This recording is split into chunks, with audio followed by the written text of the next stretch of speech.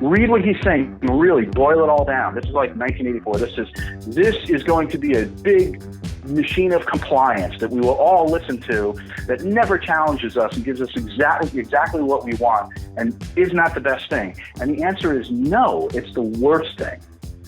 It's the worst thing. On the front page of Pandora's website, there's a statement that says, it's a new kind of radio, stations that play only music you like. How can it be that Pandora knows what you like? Isn't liking music a purely personal, totally individual matter of taste?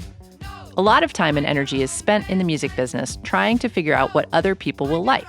As a label owner, whenever I sign a new band, I have to think about whether people will like it enough to buy it. Advertisers have to believe that people will like the music they put into their commercials, and so on. But really, there's no sure way to know what people will like. Or is there? On today's episode, we talked to several people who are in the business of figuring out what other people might like about the tools that they use. Some companies, like Pandora, use complicated algorithms, while other companies use actual human beings to curate their music discovery processes. So who's better at it? People or machines? We'll find out right now on The Future of What.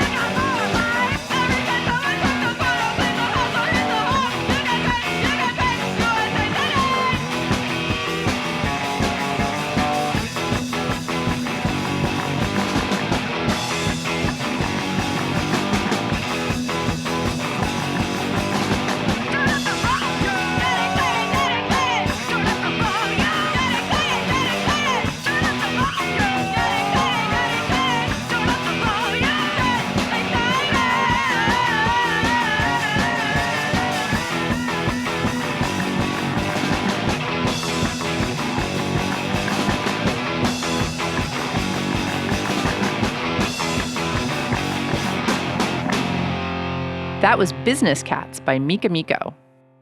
Jim McDermott is a social media consultant and writer specializing in music. He joins us from New York. Jim, welcome to The Future of What? Hey, Portia, what's going on? Good to be here. Thank you so much. That's so great to have you. So you recently wrote a great piece for Medium in which you critique an editorial by Google Alphabet's Eric Schmidt. And the thing that jumped out to me from that editorial is that Schmidt uses the word elite a whole bunch when he's describing the humans that curate our music discovery systems on various services. Yeah. And I just wanted you to speak to that for a second. What is up with that, elites? Well, to put it in context, I think part of what he was writing about was he was taking a shot at Apple and trying to say that Apple are elitists. But really, in terms of like the larger criticism, what he was trying to say was, music should be democratic and curation should be democratic, and these people that tell you what you should like are bad, and they make for a terrible music experience, and we have technology now that can replace all of that. And, the elites are keeping you from what you really want. And, that's a narrative that, having been involved in technology since in the music business, really since it started, internet technology and digital technology in the mid-90s, I've heard that time and time again by technology people, most of whom don't really understand the music business at all. And they just kind of say like, well, all the music business people are elitist, so machines are going to be the great democratizer. And yeah, that kind of stuck in my craw a little bit when I read his piece. Right. And you say you can't imagine anything more elitist than saying humanity isn't as good as an artificial construct, and that your personal nightmare is being told what to listen to by a machine. Yeah, well, without getting too off the handle, there's a lot of ways to look at this, but one is, why do these guys always say that they want to replace human component of the music value chain? What's the intention there? Is it because they really want to make it better, or is there some other motivation?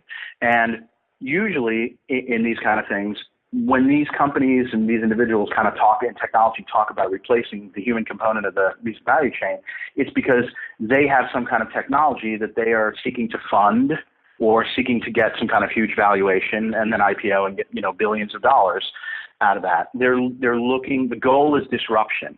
And so when he talks about elitism in curation, really the undercurrent of that is, well, I want to disrupt that. And then you have to go, well, why do I want to disrupt it? Is it because people are asking for that, or because it's really that bad, or is there some other intent? And really, to me, and again, I've seen it time and time again, what they want to do is say, this is bad, I have a technology that can replace it. It takes people out of the equation, so now I can put my company out there, IPO it, get investors, and have stuff be worth billions of dollars because it's disruptive. And to me, just as someone who's lived a life of music, I've seen where disruption usually doesn't help musicians and rarely helps consumers. It helps the true elite in this equation, which are, these tech billionaires who have this kind of dystopian future in mind where, people don't need to be involved in any of this stuff. And there's just going to be, this class of uber rich people. And I just think the whole thing is very anti-social justice. Without, I don't know if that's where you expected me to take it, but I think there's an undercurrent of that in all of this. And I say that just having been involved in hearing pitch after pitch from endless companies, before, including from companies before Apple even had any intention of getting into music at all, or, predating that, where, record company bad, programmer bad, DJ bad, machine good. And at the end of the day, it was always a pot of gold at the end of their rainbow, nobody else. Well, I love that. And I love it that you're saying that there's a social justice component to it. And that, of course, I mean, as soon as you started talking about this, I started thinking, well, where's the money? Like who's going to make money on this? Because no one's going to say, I say we absolutely have to take humans out of the equation unless they're going to make money somewhere or save money somewhere. Clearly. Right. And the thing is I don't want to say that there is no value in having databases do music programming. I mean, there's tons of, if you look at radio now, there's tons of data analysis that goes into choosing what people hear on terrestrial radio. And I don't think it's made terrestrial radio any better. There's been, as I'm sure you're aware, all this consolidation in radio. And it is that image that we have, or some of us have, some of older of us have, of like, the kind of semi-stone guy sitting in front of a turntable at 2 o'clock in the morning, putting on, a half-hour album side so he can leave the turntable, and playing whatever he wants. That they don't do that anymore because radio wants to, they realize every second that they're playing records is a second that they're not selling commercials. So let's figure out how we're going to cut up the day and maximize the amount of seconds and maximize the amount of revenue. It isn't really about, really touching people. But that said, I do think that there is a place for recommendation engines and things like that in music. But there are serious flaws just because of the way that, recommendation is done and the lack of context and really rich metadata in digital music. And I think that's awesome. I totally want to go down a rabbit hole with you and just talk about major radio, like commercial radio, but I'm gonna restrain myself because I really want to. But. Okay.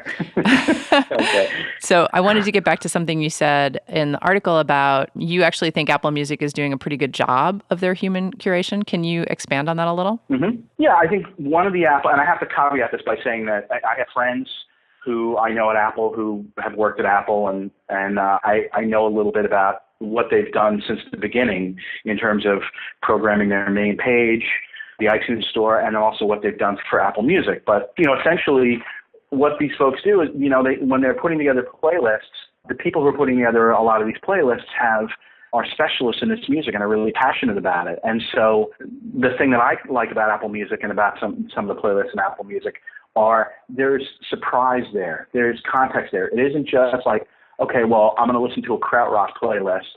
And so here's a fast song, here's a can song, here's a noise song, here's a harmonia song, and it's just random songs. There's thought about the emotional flow of it, what key it's in, what tempo it's in. There may be some humor in it, the way that the songs segue. It's entertaining. It's something that was put together by somebody that's passionate about the music. And as a result, it's touching something in me when I'm listening to it, where it's making me laugh, or I'm saying like, wow, that was such a great segue, It isn't just saying like, here's a genre, let me throw a bunch of stuff from that genre into a giant playlist and you can listen to it, because that ends up sounding disjointed. And I guess as somebody who's a real music fan and somebody who used to make mixtapes for girlfriends and friends or whatever back in the day, that's what I want. I want something that shows me the intellect and the passion and the taste of the person who put it together, so that I'm not only learning something about the music, but it's taking me on a little bit of a journey, and maybe I'm also learning something about the person that put it together.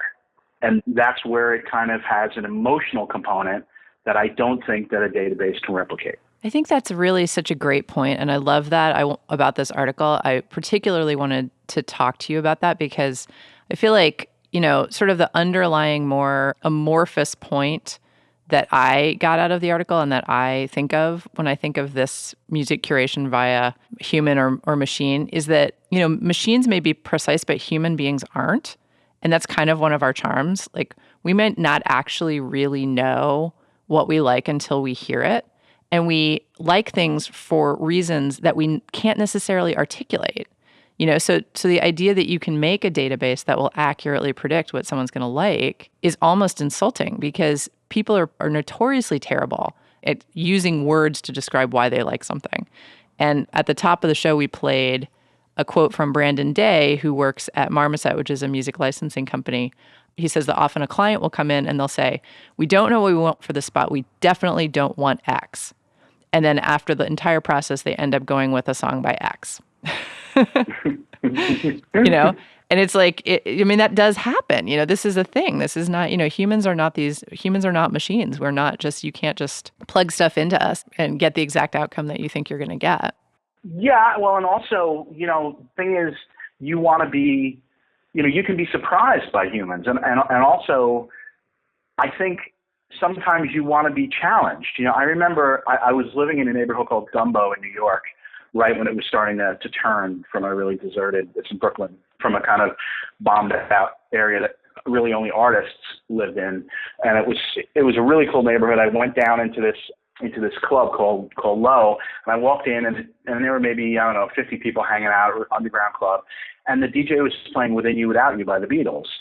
And I thought, that's really cool. It's like 11 o'clock on a Tuesday night. He's playing a Beatles song. And then the next song that he played was Possibly Maybe by Bjork, right? And, I don't think that there's any machine. And, part of that was he was looking at the room. It was what the time of night was. It was who was in there. It was what the feeling, the vibe of the whole room was. And he was taking the room someplace. And it was just a guy playing records. It wasn't like, Steve Aoki or whatever up there. It wasn't like some big DJ up there. It was like, it was just a guy playing records. But the fact that it went from, I actually got a huge smile on my face, and I went up and I shook the guy's hand, and I'm like, that was just the coolest segue. And everybody in the room was totally into it. So the thing is, where is it, do you want it to take you on a journey? Do you want it to kind of expand your mind? Do you want it to have this context of where it is in place, where you're listening to it, what kind of emotion it's kind of trying to stir in you? It goes way beyond just slapping together a playlist. And part of that is because that DJ has this context of where he's heard or he or she has heard that music, and the context of knowing, who the audience is. The metadata that's included in music now in all of these services is extremely limited. If it has beats per minute, that's a surprise. It doesn't have who played on the records. It maybe has what year it came out and who owns copyright. So the question is to somebody like, Eric Schmidt is like, okay, well, that person who played those two records back to back in that club, they had this whole life journey and they had all this perspective and all this context for these records. And you've just got a file and it says like, it's got the copyright information, the name of the artist, and the date it was released. How are you going to make that mean something? I'm just thinking, it's so interesting, going back to the very top of the questions I asked you with the concept of elitism, because for me, I listen to, I love that story that you just told. And I think about, I put on Pandora at work yesterday and I said Tears for Fears, right? I said, I'm going to have the Tears for Fears channel. And they played a song off Tears for Fears' first album. And then the second song they played was by Depeche Mode, but it was from like their fifth album. Mm-hmm. And I was so annoyed. I was like, "How dare you?" Well, tell me the songs because I know both those bands like so hardcore. So, but you know what I mean. What in my mind, if you're gonna play a Tears for Fears song from 1982, you should play a Depeche Mode song from their first or second record. It's like you're jumping eras. So that annoyed me, but that's because I'm a music elitist, right? Like I'm someone who cares about that. It's very likely that the punter on the street, the random music listener, actually wouldn't care because they wouldn't know. And they would just be like, oh, Depeche Mode, Tears for Fears, what is that? Like kind of both fit into like mopey British teenage angst bands. So anything we play off them is fine. So there's that question of, are we really in fact elitists? Like what about, do we believe that everybody deserves to be taken on a journey of adventure? I mean, and discovery? I do. I think everybody's worth it. I think even people who don't really love music as much as I do, deserve to learn some new stuff about music. So I'm totally on that side. But it is interesting because I wonder then if they have an argument. It's like, well, you guys are just elitists, so you actually care what music you're listening to. Well, if being called an elitist by somebody, to me, I don't, the article I wrote has links in it to different things. And there's one of the links was to the Brady Bunch clip of Johnny Bravo. You ever see that? No. I did not click on that. Okay. Well, but you know what I'm referring to? No, the Johnny Bravo. Okay. Tell us. Okay. In a nutshell, there's a famous episode of the Brady Bunch, and we used to talk about it at major labels kind of all the time, which is there's this Greg, these very schlocky record people see the Brady Bunch playing somewhere because they had a band in a few episodes, as you may recall, and they see Greg and they pull him out of the lineup and they say, "You're going to be the star. We don't need the rest of your family. And you're going to be the new Johnny Bravo." And they give him this matador outfit, right? And he's like, "But I want my whole family to be part of it." And he's like a little disoriented, like, No, you're going to be the next biggest thing. And then they open the door and all these girls come and scream and tear his clothes apart. And at the end, he basically says he doesn't want to do it. And they're like, "Well, the only reason we hired you is because you fit the suit, right? And it fits you so well." And it was like this kind of seeing that as a teenager. I thought like, oh, okay, or even younger than that actually. This is like these are people somewhere trying to homogenize somebody into something that can be just sucked down by the masses, and it goes down real easy, and it really has no caloric content and no substance, but it kind of tastes yummy. And we'll just keep pumping those out. And I saw plenty of that in the music business. I'm not saying that record company people didn't sign plenty of those types of acts, and some people like that stuff. Some people just want that sugar-coated kind of stuff that really has no substance and isn't really that good for you. And for them, maybe this thing will be fine. I don't know that everybody needs to be taken on a journey. You would hope that they would. You would hope that everybody thinks it's important. And I think enough people do think it's important. But when somebody makes sweeping statements like there's no value at all in having somebody who's passionate about music and really understands it and has lived it, sharing that with other people, I think that's just awful. It's an awful world to think that would be tagged as a bad thing, I totally agree. Yeah, I absolutely agree. I want to quote you here because you have this great quote. Okay. Later in the article, you say, "The most meaningful art has never been created via a democratic process or a popularity contest. It is created via the obsessive creative vision of individuals who are often seeking to destroy the commonplace, the mainstream, and the popular." And that leads us to this discussion you mentioned about new genres, like the creation of new genres. And a machine is never going to allow for the creation of new genres. Yeah, I mean, it's going to look at stuff like this. And if he's saying that, like, we'll let people choose what the next thing is, anything that's abrasive or you try to drop anything in that's a little bit different, and it's going to get ironed out. And so many genres. I mean, rap obviously being the most obvious example, and certainly punk being a great example too.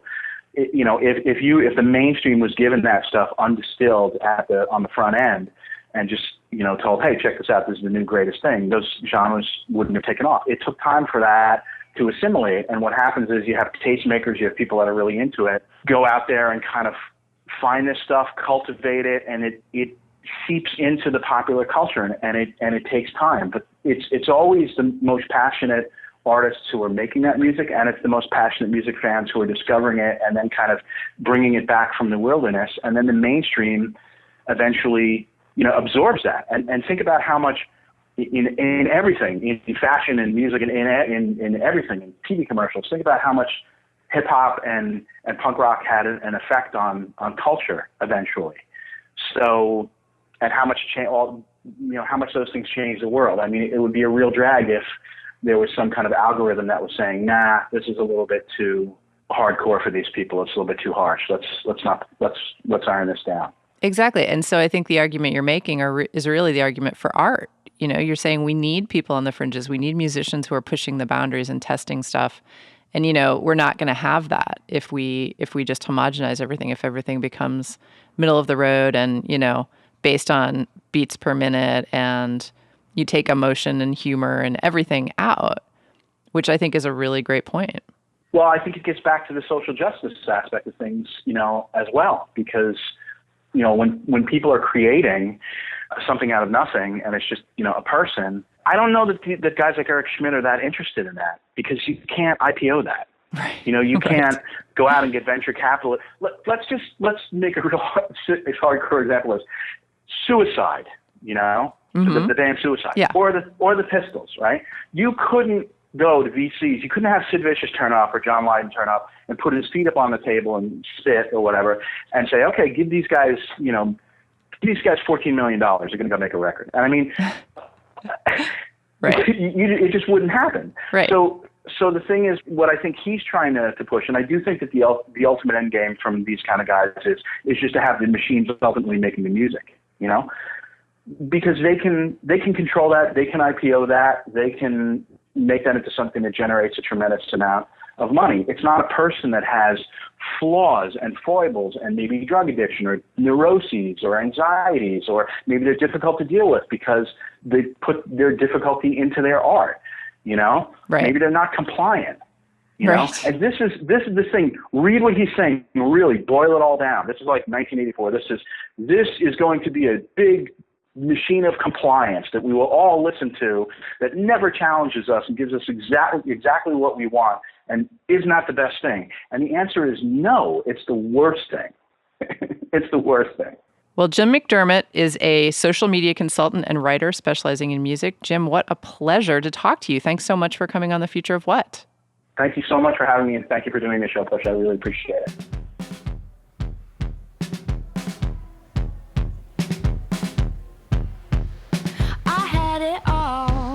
Yes, I believe everything I was holding effortlessly was made out of rubies and rocks, rocks, rocks, out of diamonds and stones, stones, stones, with pearls I painted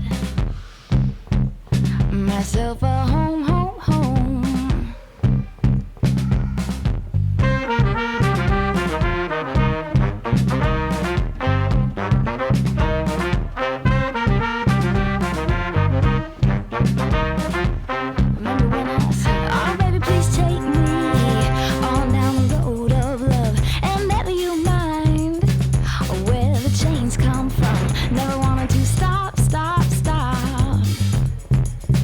Wanted to roll, roll, roll.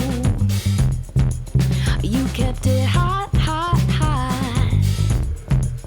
You knew how to hold me, but that would not hold.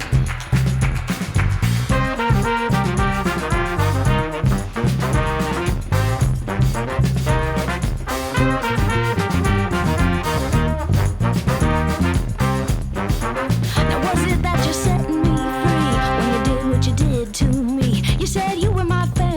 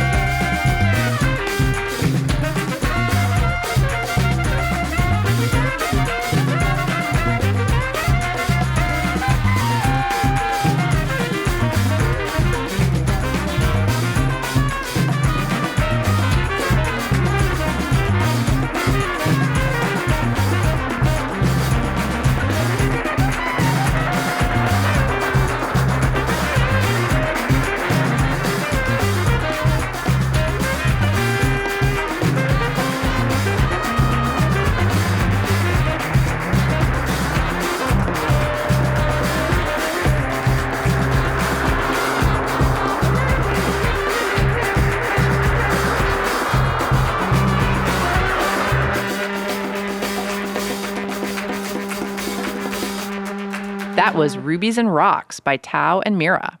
Brandon Day is Artist Relations Manager at Marmoset. Brandon, welcome to the Future of What? Hello. Yay. So you have to tell us to start off with what exactly Marmoset is and what you guys do. Marmoset is a full-service music licensing house based here in Portland. We work primarily with independent bands, usually directly with some independent label work as well. And we collaborate mostly with advertising agencies and those kind of projects, as well as independent films, mostly short films as well, so things you would see on Vimeo. Professional work, though, a lot of wedding films, small business spotlights, those things. So it's fun. We get to work with independent music and independent film as well. Awesome. So basically, licensing, for those people who may not be aware of it, is the business of getting music into film, TV, commercials, other kinds of advertising like Vimeo, things that you were talking about. Yeah, exactly. And it's also helping facilitate that whole process as well. So when we're working with a larger project, sometimes the clients don't quite know what they want.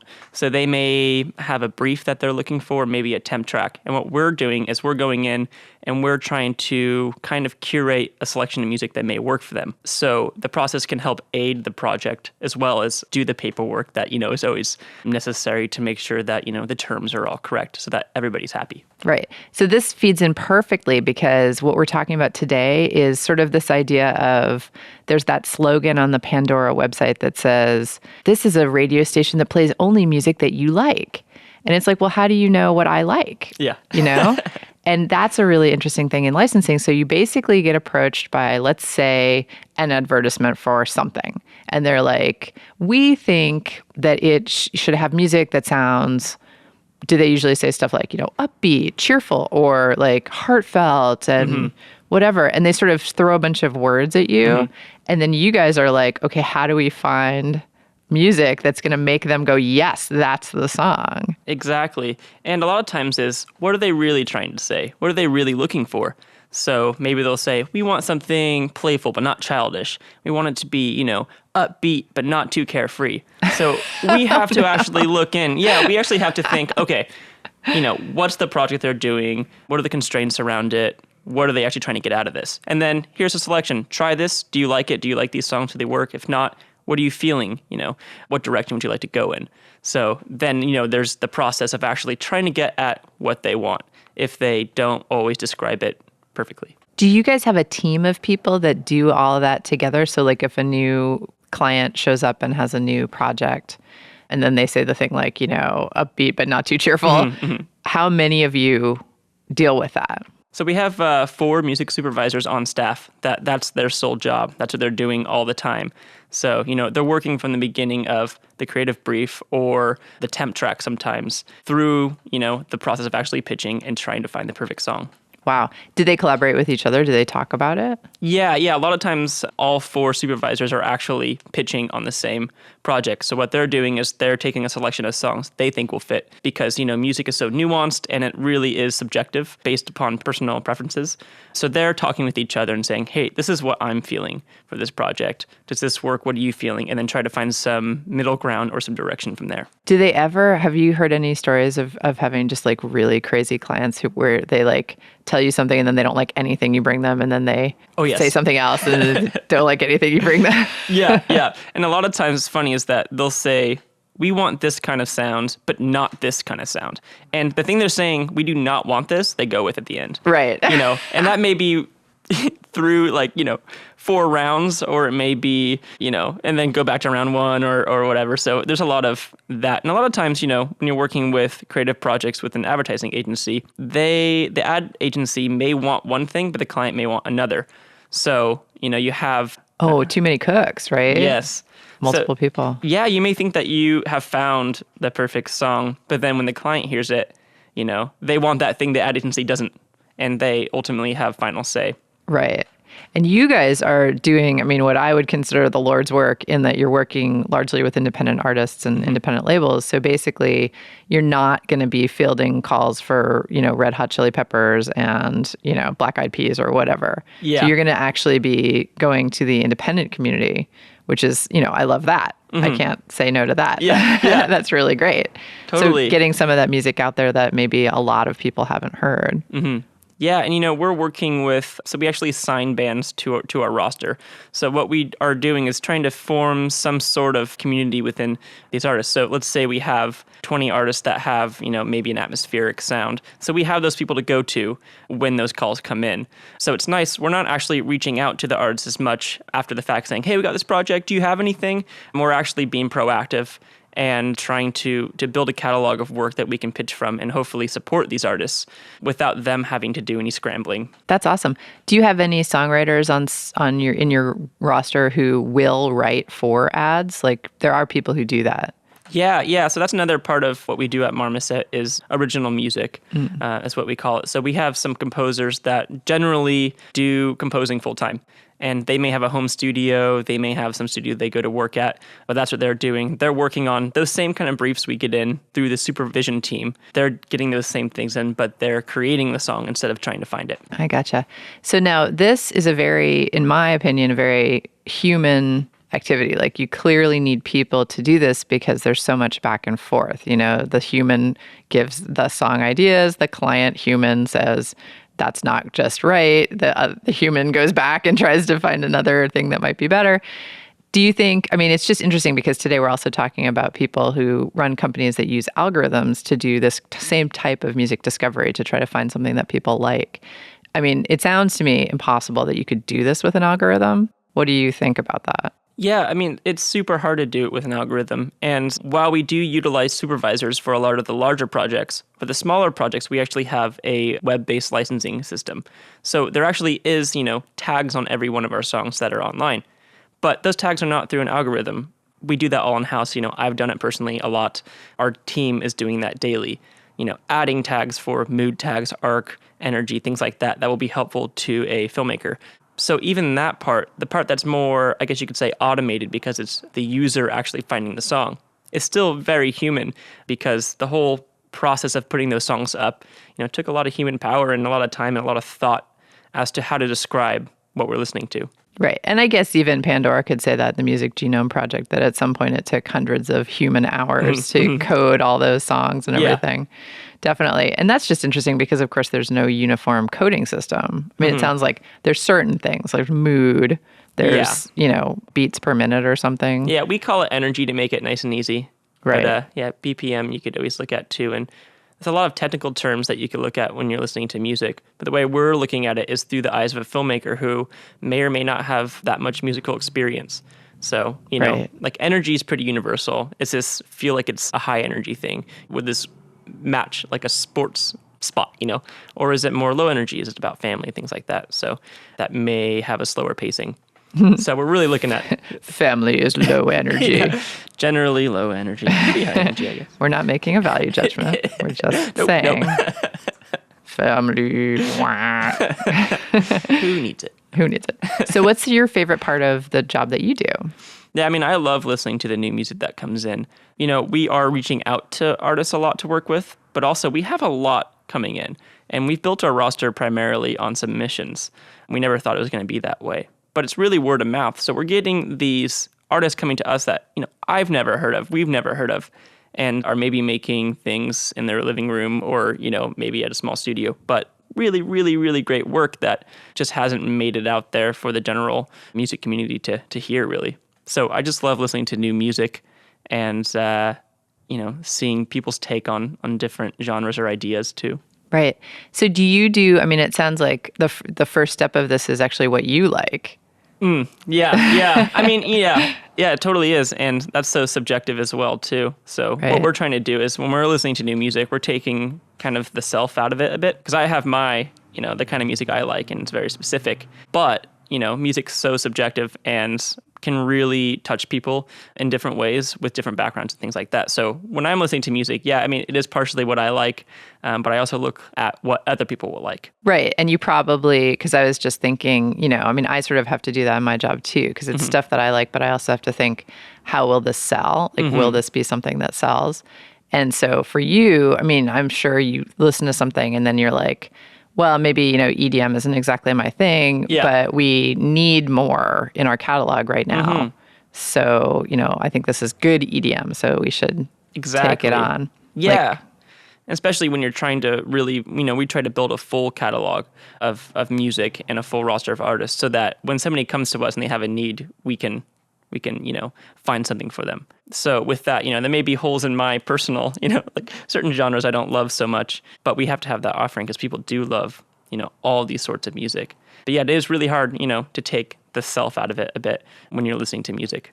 Do you ever do that in the office? I mean, I know we've talked to, because one of the features we do on this show is called Gatekeepers Roundtable. So we talk to people who are gatekeepers about songs that they loved, that where they were like, I absolutely have to work with this band somehow, just usually off a demo or something like that. So do you also sort of shop things to your compatriots at your office where it's like you hear something and you're like, I think I like it. I think it's the right thing, but I'm not totally sure and I want other opinions? All the time. Yeah. I mean, there's some artists that come to us and it's just a clear yes. Like there's no, I don't need to check because I know this is so amazing. But there's some that is really gray area. Maybe I love it, but it may not license that well, or maybe I don't personally attach to it, but it may license well. And I always want to, get a second or third opinion on that. Those ones that seem a little bit more on the fence. Do you feel like at this point you have a really good sense of whether a song will license well when you first listen to it? Yeah. Honestly, it doesn't take very long of listening to the song. I don't even have to usually listen to the whole thing at once. You can get a feel of it pretty quickly based on, production value, pacing, things like that, different instruments being used, and just how it comes across as a listener. But yeah, I mean, we have, a roster of around 500 artists.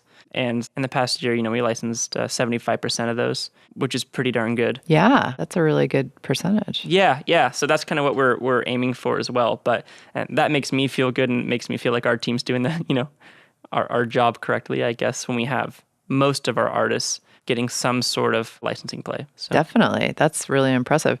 And then how do you guys stay on top of trends? Because that's one of the things about licensing is my friend who's a licenser says that like right now, anything that sounds vaguely like the Black Keys is licensing like crazy. Oh, yeah. And like the Black Keys we've been getting calls to the Black Keys for years. Yeah. And we see that. And when I look at a lot of the charts and I look at the blogs and things like that, see what's coming out. And there's so many, trends are changing so quickly. And like hip hop is one that seems to have a new trend every week too.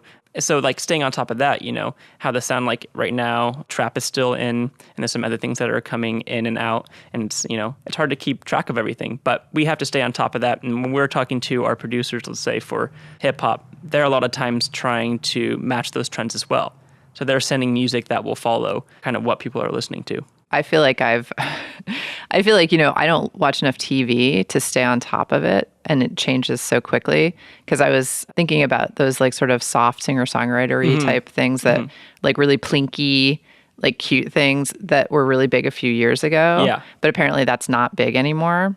It still goes. I mean, people still like it. Yeah. And that's something that I've always thought too is, okay, what's the lifespan of a song for licensing? Yeah. And, I've been with Marmoset for 5 years, and some of the songs that have worked 3 or 4 years ago are still licensing really, really well.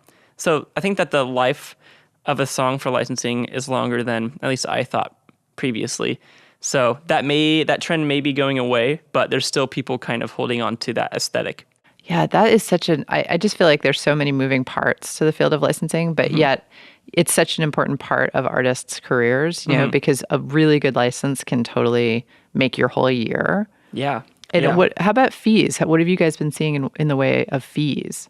Yeah, as far as what we're getting in for licenses? Or? Yeah, I mean, because for a while there, they were super high, and then they kind of dropped. Have they sort of come back up, or like, are they in the middle? Like, what would you say? Yeah, I can't speak on that too much. I do know that advertising's been pretty consistent through the years that we've been working with it. And then, of course, the filmmaking licenses that we work with is pretty steady as far as what we're getting in. But yeah, I mean, it really depends, because usually when you're working with advertising, for instance, the music comes at like the 11th hour. It's usually the tail end of the budget, unfortunately. Right.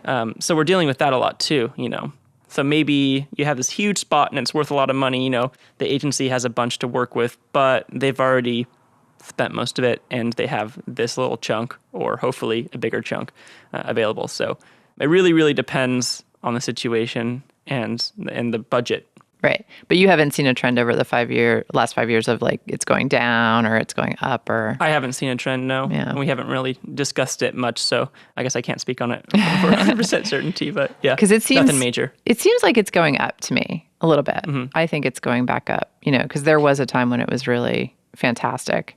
Yeah. Getting one sync could just, pretty much make an entire salary for a band for a year. That still happens, yeah, and we get that once in a while too. The really big projects that can take up that coffee job or whatever some of these people are working with, and we've actually had artists quit their jobs because the licensing's been so good, and be able to focus on music. So that still happens for sure. That's great. It's not every day by any means, but we do get those super large projects in. Yeah, that's so great, and then you guys should feel really good about yourselves because you're helping artists be career artists. Yay! It's fun. We love it. Brandon Day is Artist Relations Manager at Marmoset. Thanks so much for joining us. Yeah, thank you. Appreciate it.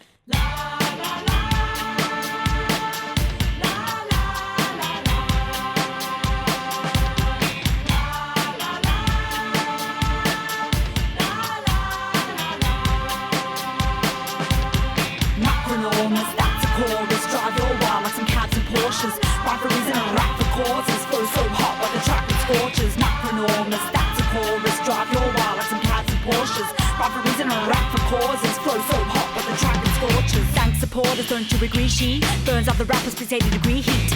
He bring on the giggle attack. Mix a tickle in the slap where all my wrigglers at. Scratch my back and I'll scratch yours. The bright white lights and jet black claws. Get back your this sports classics. Pump up the speakers as sound waves cause traffic. Talk magician to lucid state. Boom the bass to boost and shake. Hallucinate.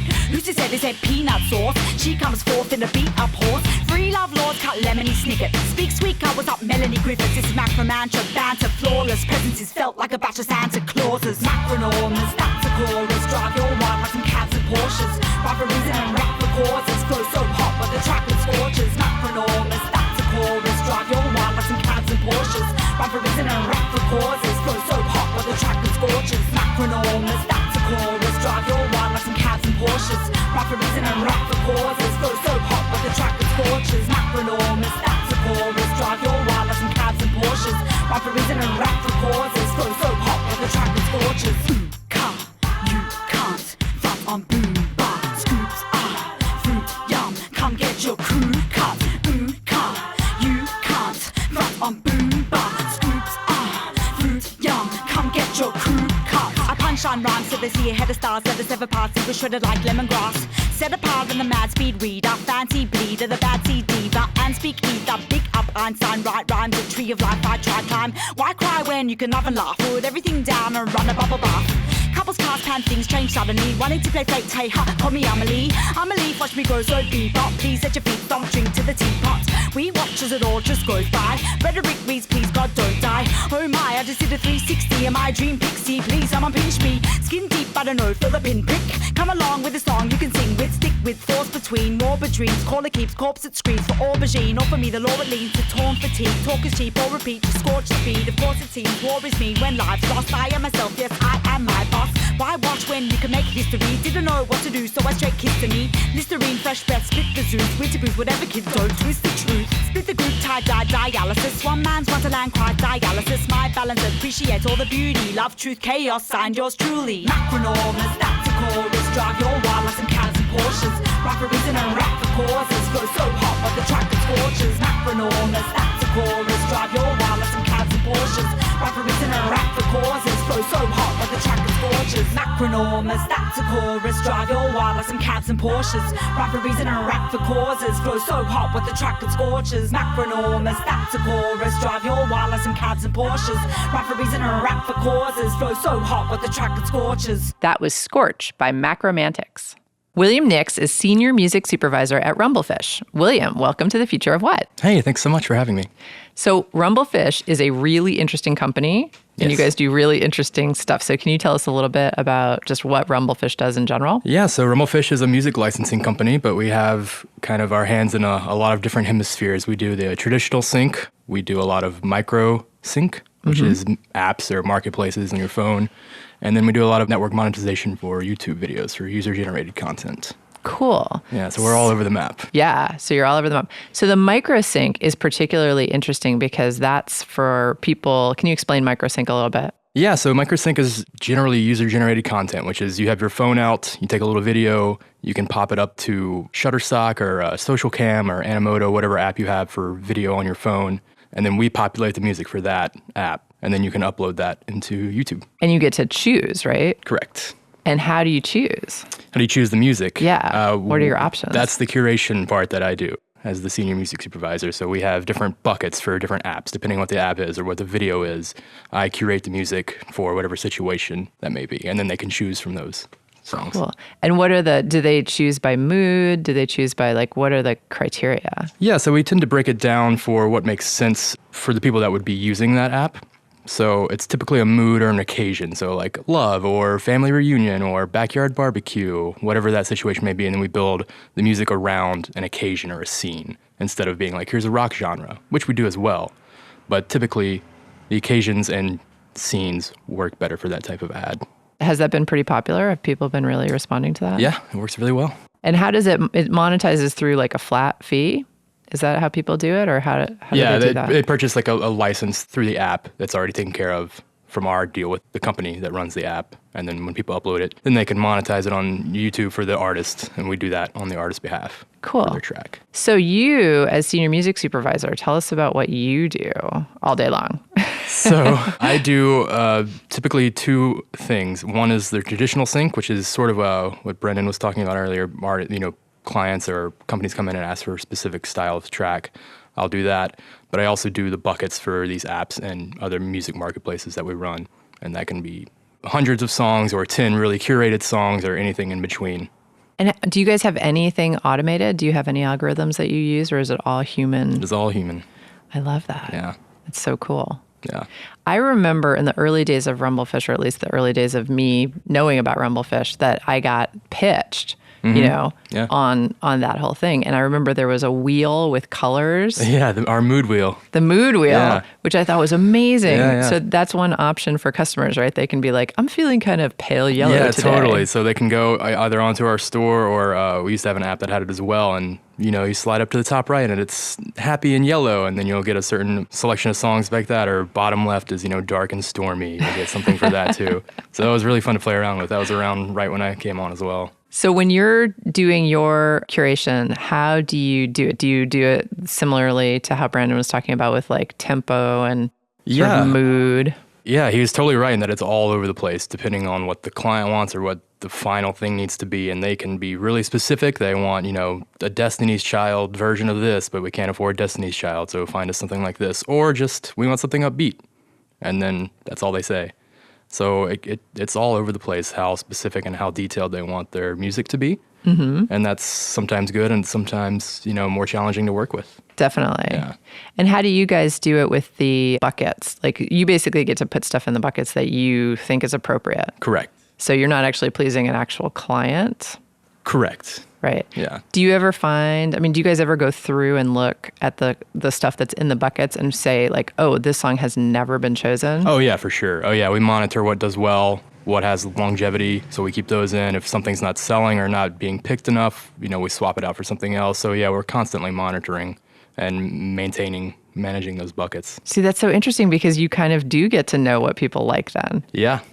Yeah, you can kind of see certain trends from certain age groups or demographics. And that's amazing. Have you ever figured out your success percentage? Like 65% of everything you picked has been totally used and people love it? Oh, yeah. Oh, man, I could say a really high percentage and just tout myself here. Yeah, you could. You could just lie. It's pretty high. Yeah, I know, right? No, we do pretty well. Out of any given 10 songs, probably 7 or 8 tend to stick around. Oh, that's awesome. Yeah. That's great. Yeah. That is a good percentage. Yeah. But I love the idea of the feedback. That's just rad that you can actually see what's working. Yeah. And how often do you change stuff out? Is that like an ongoing constant thing? It sort of depends. Some are completely satisfied like the first time around and some stick with it and some swap out every month, every 6 months. Some are seasonal. Christmas is coming up, so we're already starting to work on Christmas playlists, Christmas buckets. Right. So it just depends on the app and what their schedule is really. Gotcha. How many people are on your team with you? There are 2 other people on my team with me. And do you guys do a lot of that collaboration where you talk to each other and say, what do you think of this song? Where should we put this? Yeah, typically we'll get a pitch in and then, it'll come through me and then we can say like, all right, well, this is what I found. Do you think this sounds well for this? Will you think it'll work well with this? Things like that. Cool. What about the stuff that you put in the buckets? Do you get a chance? Do you guys swap stories on those that's too? That's typically me. Oh, that's just Yeah. you. Oh, you're the man. Well, yeah. Do you ever wish? Or are you ever like, oh, I need help? No, so yeah, totally. And yeah, it's nice that they can do that with the team. Like, I'm swamped or like this one isn't resonating with me. Like, can you help me figure this out? Or like, what have you found recently that you think would fit with this? So yeah, it's definitely not a one-man show by any means. Right. So what is your favorite part of your job? It's going to sound cliche, but just listening to music all day is tough to get mad at. Like, even if it's not my style of music, you can only complain so much about listening to music all day. And with that, we work with a lot of independent artists and labels, and just knowing that we are able to get them out there, potentially to more exposure than they would have on their own, is deeply satisfying. Very cool. Yeah. And how do people find out about Rumblefish? Like, let's say you're an independent musician and you want to submit your music to you guys. How do people find out how to do that? Got a website, and rumblefish.com, and you can go through there and it'll tell you everything you need to know, every process about getting signed up with us, anything you need to know with that. Was it hard at first to get started with people, and now is it kind of rolling in, or how do you Yeah, we've find definitely people? streamlined it a little more. It used to be a more intense process, and now it's pretty streamlined and easy to get in. Right. And how many of your artists would you say are from Portland? Are they largely from everywhere, or are they largely from here? Man, that's a good question. We definitely have a lot of artists here, but we also have an enormous catalog, so it'd be tough to guess on the percentage of who is from Portland or not. Yeah, we have a similar situation where like a lot of our biggest artists happen to be from Portland, Right, but we've right. just got people from everywhere. Yeah. I think the internet age has really changed things because it's like so easy to send Totally, an like MP3. It doesn't matter where you live. where you're from, yeah. Yeah. So you get submissions from artists, you listen to them, you decide what bucket these should go in. Do you ever reject anybody? I mean, obviously. We don't reject anybody, but there's definitely a sense of like, all right, well, welcome to the catalog, but you're not going to be our front line. And that's something like Ryan was just, you can tell immediately. Like, some people are just in their basements sending stuff to us, which is fine. It's fantastic. But you can tell the production value, or just pretty quickly you get into a beat of being able to tell if something is going to work or work well. Right. And so when you don't hear that immediately, we just have so much music that we kind of have to move along. Right. So talk for a minute about your third thing that you guys do, which is you manage YouTube licenses for people. Network monetization on YouTube. So if people upload a video using a track of one of our artists that we represent, we handle the monetization of that track for the artist. Cool. Just so they don't have to get in there and do it themselves. It's a ton. We do, 50,000 videos a day for monetization for artists that we represent. And those would mostly be independent artists? Yeah. Yeah. That makes a lot of sense. I assume that artists that have labels probably have the labels doing the monetization usually. Correct, yeah. Yeah, I would assume. Yep. I think Yeah, that's so how it's a lot that of independent normally and goes. just, one-off artists that we do that for. Right. Now, you said you do work with some independent labels. Mm-hmm. How do you do all their YouTube monetization as well as all their licensing? Yeah, sometimes it depends on if the label wants to handle it themselves, then we don't make a fuss about that or anything. But if they want us to do it, then yeah, totally. Cool. So a label can come to you and actually be like, we want you guys to do our licensing. Yeah. Oh, that's great. I mean, that's yet another option for people. There's a lot of licensing companies out there. And this is something I didn't ask Brandon about, but I think it's really interesting that both Marmoset and Rumblefish are in Portland because traditionally the licensing business has been in New York and LA. Right. And so it's very interesting that this is suddenly Portland is Kind of blossoming out here. blossoming, Yeah. right? As a town that actually, music supervisors are clearly looking to Portland. You guys are busy. Right. You're doing work. It's not like you're sitting around. Yeah. We are busy for sure. Yeah. So I don't know how long that's been happening. How long do you feel that's been a thing? I don't know. That's a good question. I'm fairly new to Portland as well. I've been here for about 6 years, so been here since I've been here. So I haven't really seen it come from nothing. It's sort of Right. been here. But for example, you don't get all of your business from Wyden and Kennedy.